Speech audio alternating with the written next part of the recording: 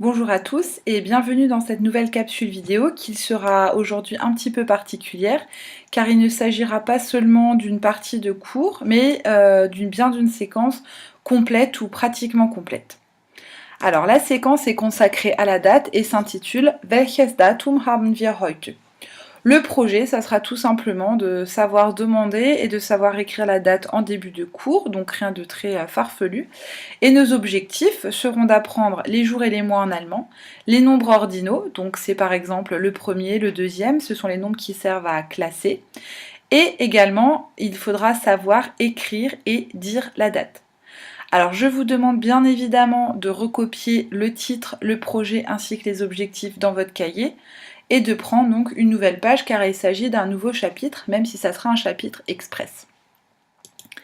Alors, pour demander la date, en fait, on pose la question Welches Datum haben wir heute?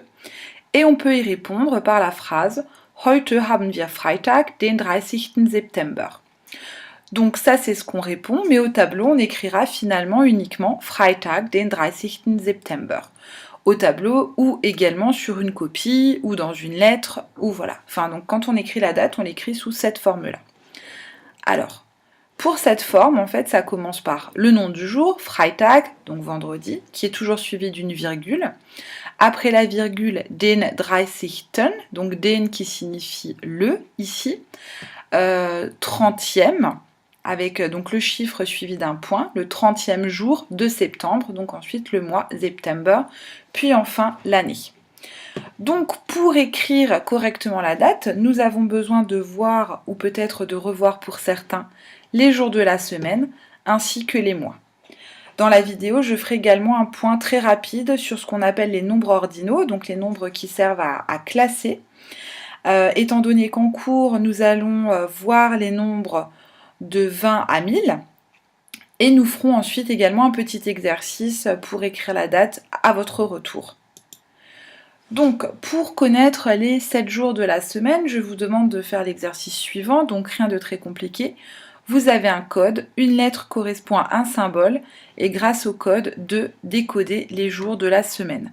Donc ils sont classés, 1 c'est lundi, 2 mardi, 3 mercredi, et ainsi de suite.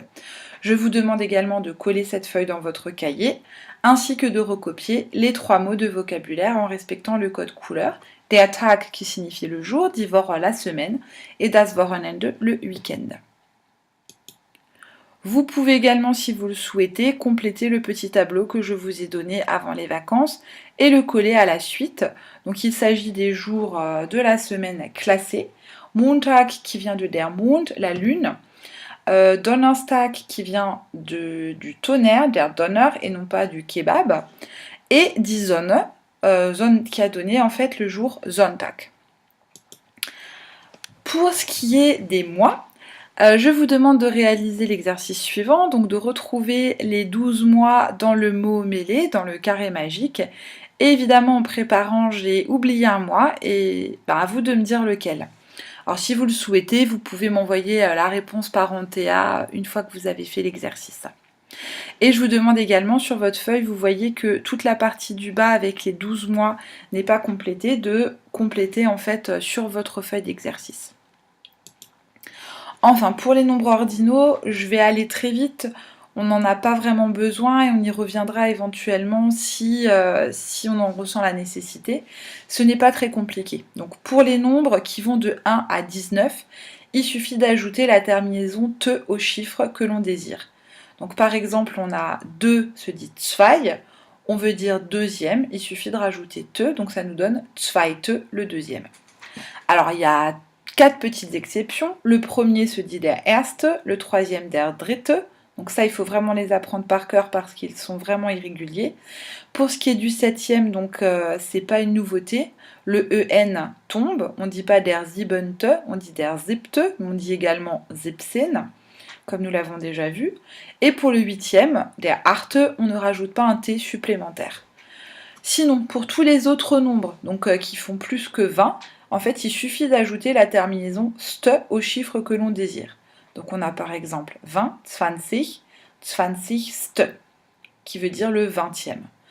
Donc rien de très compliqué, il faut surtout apprendre à les prononcer, à pas oublier en fait que le point se prononce, il ne faut pas dire point, mais bien rajouter te ou st derrière le nombre. Donc ça également, cette trace écrite, vous la copiez dans votre cahier, soit en mettant la vidéo sur pause, soit en vous aidant du document que j'ai mis sur Antea. Pour vérifier que vous avez bien compris comment on forme les nombres ordinaux, je vous propose un petit exercice en ligne, donc il vous suffit de cliquer sur le lien et de réaliser l'exercice. Si vous le souhaitez, pour me montrer que vous avez bien travaillé, je mettrai des points bonus. Envoyez-moi une copie d'écran, donc faites une photo de votre écran, vous pouvez utiliser les touches de votre ordinateur pour faire une copie d'écran, et envoyez-moi la copie d'écran par Antea, comme ça je sais que vous avez bien fait votre exercice. Mais bon, c'est pas obligatoire, mais ceux qui veulent peuvent le faire. Donc voilà. Pour ce qui est de la date, nous verrons après les vacances si tout a été clair grâce à quelques petits exercices qui nous prendront 10 minutes en début d'heure. Et pour les chiffres aussi, je vous invite à bien revoir les exercices que nous avons faits avant les vacances, donc la chasse au trésor sur les chiffres de 1 à 1000. Et moi je vous dis, schöne Ferien, tschüss und bis bald!